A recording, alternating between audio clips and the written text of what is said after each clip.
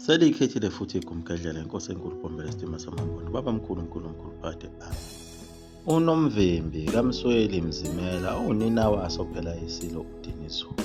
Kusesekile kakhulu iSilo lesi esiwuDinizulu njengoba sihlezi esihlalweni sobukhosi kuhlelwa yona le mpi yaseTshaneni. Uyavumelana nabo omntwana uNdabuko nomntwana uShingana kanye nabo ondunankulu omankulumane kaSomapulu kanye nayo inkosi yakaButhelezi uTshanibezo.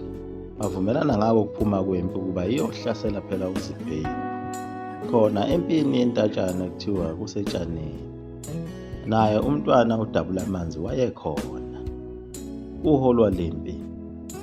Naye uZibhebhu lona uzithembile phela ngazo izibhamu zakhe lezi ngoba phela useke wabanqoba amahlandla amabili ngalesiya sikhathi sempi yaseMsele lapho uSuthu lwaluthi liyomhlasela khona uZibhebhu ngenxa yokuhlukumeza kwakhe ehlukumeza uSuthu, kanti ulele uNyendle endleleni. Lapho uSuthu olwathi lungazelele lutho lezwa ngesibhakabhaka senhlamvu eyayiqhamuka kuye uZibhebhu lona waqotha imbokodo nesisekelo wafa amaqhawe amaningi oSuthu. Maqede lapho wagiya waqede wagibela ihashi lakhe wayiphuma washiya amazwi athi ngiyaboya ngizoqotha imbokodo nesisekelo.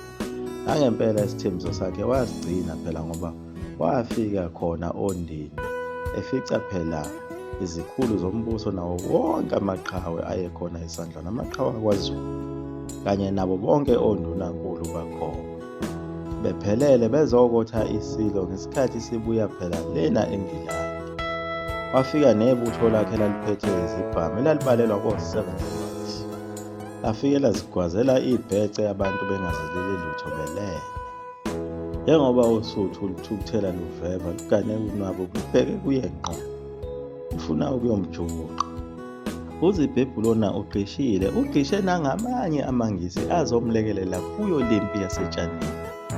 Lempi phela yaye kuyo inyanga kaJuni umhla ka-5 1884 wona kanye lonyaka lona esigcotshwe ngawo leSilo uDinizulu sahlala esihlalweni kanye yiwo futhi lonyaka okukhothame ngayo inkosi uCetshwayo. Ukuzethemba okungaka koSuthu kuvelaphi? Uyena phela uDabulamanzi ngazo izibhamu zakhe ezimbili ezintathu. Ingabe uzokwenzani ebantwini abangaphezu ka-700 bephethe izibhamu? Kanti iSilo uDinizulu sasibe nobudlelwano nawo amaBhunu. Sasikhande ubungani naye phela uLouis Botha iBhunu. Leli Bhunu laba nozwelo kakhulu kuso isizwe sakwaZulu soSuthu. Lathembisa leli Bhunu ukuthi lizofika nenkabi zalo lizolekelela. Okunye kwakunikeza uSuthu ithemba.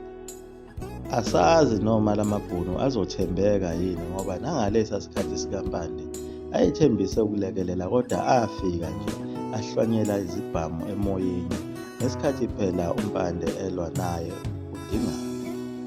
Kodwa wazange ebesalwa kuleyo mpi ayimile nje ebukela elokhu efaka izinyoka ngawo ukudubula emoyeni.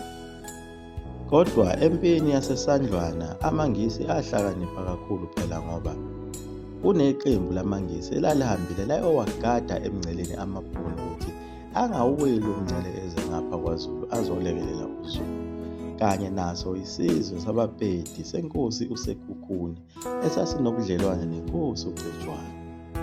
Amangisi ayekwazi konke lokho aphuthuma futhi nakhona lapho ayobavimba emngceleni ukuthi bangayingeni lempi kaZulu.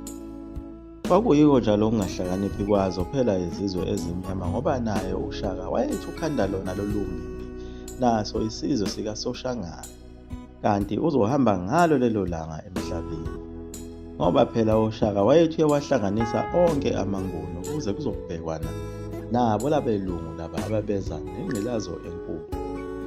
Kwahamba-ke uSuthu luphikelele khona phela entatshaneni eTshaneni. Kulapho-ke yafike yabe sidumelana khona eyoSuthu noMandlakazi. Kwaba isibhakabhaka sezibhamu kwakhala umkhonto kwakhala yonke into. uDabulamanzi phela umntwana uyagadla ngenhlamvu uyanemba. Nawo amaBhunu afika athi ukulekelela mbijana ngesikhathi lempi ibambene. Yiyo phela inkosi yensizwa. Inkosi uDinizulu ehlala esihlalweni ineminyaka eyi-16. Ibhekene nobhebhenene omdala phela onguZibhebhu, ongaphansi ongaphezulu. Wagcina ngawo ukuhlehla phela uMandlakazi waze wayokukhala phakathi emfuleni womkhosi. Aphinda futhi abhukuda amadoda amadala engathandi, njengoba phela akabhukudiswa uye uyise uCetshwayo, othukela ngalesiya sikhathi sayo phela impi yaseNdondakusuku. Wathi angabona uZibhebhu ukuthi impi yakhe iyagoba uphondo, nalo leli qeqebana lawo phela amangisi elalimlekelela bahlehla kancane baye baqwala indaba umkhosi. Nabaya bayabaleka isibhemile. Zikhala ngempela-ke manje ongaphansi ongaphezulu. Bathi galo yephuka nabaya bagibela amahashi namangisi akhe bebaleka. Lwadla usuthu olumabheshankomo. Wabaleka njalo uZibhebhu nalo phela ihashi lakhe esuka khona lena eMkhuze waze wayofika endaweni yaseMtuku. Wayocasha ehlathini eDukuduku. Kanti ucasha nje lapha ehlathini eDukuduku phela kusendaweni yabakhwanazi. Inkosi uSomkhela imboza ibabonile nebutho layo ukuthi bangene la. Ngelasi sikhathi uSuthu lusajabula phela luphakamisa amahawu phezulu nemkhonto lijabulela ukunqoba. Alazi kodwa ukuthi uZibhebhu ucashile ubonwe yiyo le nkosi yabakhwanazi. Inkosi yabakhwanazi ayizange isabambezela. Yathatha amabutho ayo yathi akunikelwe khona lapha ehlathini ucashe khona uZibhebhu. Wakhala umkhonto. Kodwa yabuye yabona inkosi yabakhwanazi ukuthi uZibhebhu uyingozi ngoba phela unezibhamu ahlonyiswe ngazo ngamangisi. Njengoba ecashile nje lapha ehlathini ngase aqede isizwe sabakhwanazi. Yabuye yahoxa inkosi yabakhwanazi. Yamyekelela uZibhebhu. Kulapho phela athola khona intuba uZibhebhu wabaleka ngalo ihashi lakhe. Wabaleka wahamba njalo waze wayophikelela khona endaweni yaseMandeni ngaphansi kwenkosi yakaMathunzi. Wafike wacasha khona wathi gozo lolo. Ecashile khona lapho uZibhebhu kodwa amangisi ayembuza ukuthi kwenze njani. Waseyichaza indaba ukuthi angisahleli kahle, ngihleli ngokucasha ngoba phela undodana waloya muntu enamjuqa ngobunzima ongumfowethu onguCetshwayo. Iyabhoka iphindiselela uyise phela. Njengoba sengize ngazobhaca lana, amangisi acasuka kakhulu ecasulwa yiyo leyo nto ukuthi icebo lawo liyabhidlika manje alisasebenzi kahle ngoba selihambile leli duku esandlwana ebalekela khona eMandeni. Kulapho-ke amangisi amnyanya kakhulu lo Dinizulu athi kanti lo Dinizulu usafana noyise, uyivukela mbuso. Kungani lokho eqhubeke nalento njalo nje? Uye lona ubanga udlame. Kodwa besho nje na kade udlame lokhu lukhona lwenziwa phela uyena uZibhebhu. Futhi amangisi lawa kade lokho embukela yena uDinizulu noSuthu behlupheka behlushwa uye uZibhebhu, awazange asho lutho. Lapho-ke amangisi ayesefuna khona ukumbeka amacala yena umntwana lona uDinizulu kanye nabo oyise laba oShingana noNdabuko noDabulamanzi. Agcine-ke amangisi emthembisile uZibhebhu ukuthi buyela phela endaweni yakho uqhubeke nomsebenzi wena, thina sikhona sizokuvikela. Kulapho-ke ayesehlela khona amangisi ukuthi azomhlasela kanjani yena uDinizulu.